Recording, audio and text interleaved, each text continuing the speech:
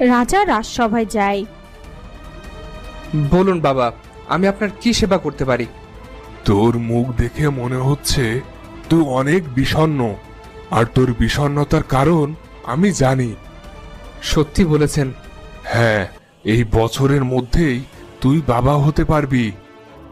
এরপর সেই সাধু বাবার কথাই আমাদের কোল আলো করে আমাদের রাজকন্যা জন্ম নেয়। আমরা তার নাম রাখি মেরিয়ানা। আর মেরি আমাদের একমাত্র মেয়ে হবার কারণে তার কোনো আবদার আমরা অপূর্ণ রাখিনি।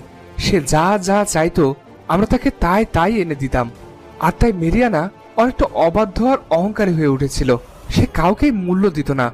একদিন সাধু বাবা আমাদের প্রাসাদে আসে। সেদিন ছিল রাজকন্যার 16তম জন্মদিন।